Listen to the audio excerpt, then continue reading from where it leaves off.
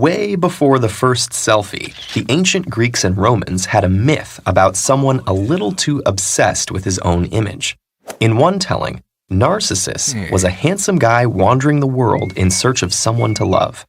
After rejecting a nymph named Echo, he caught a glimpse of his own reflection in a river and fell in love with it.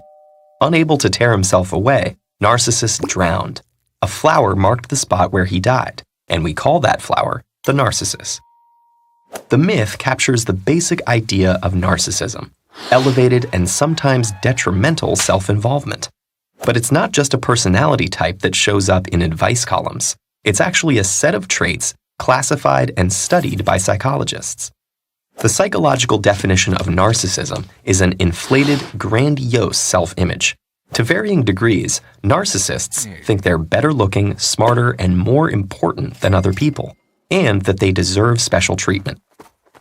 Psychologists recognize two forms of narcissism as a personality trait: grandiose and vulnerable narcissism. There's also narcissistic personality disorder, a more extreme form, which we'll return to shortly.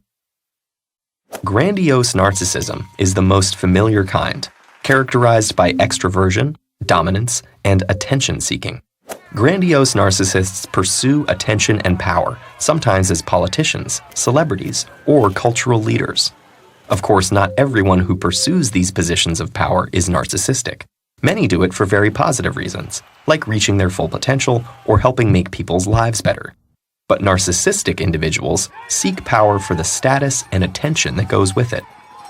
Meanwhile, vulnerable narcissists can be quiet and reserved. They have a strong sense of entitlement, but are easily threatened or slighted.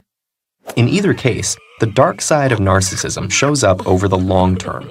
Narcissists tend to act selfishly, so narcissistic leaders may make risky or unethical decisions, and narcissistic partners may be dishonest or unfaithful.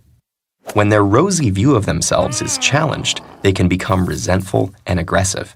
It's like a disease where the sufferers feel pretty good, but the people around them suffer. Taken to the extreme, this behavior is classified as a psychological disorder called narcissistic personality disorder. It affects 1 to 2% of the population, more commonly men. It is also a diagnosis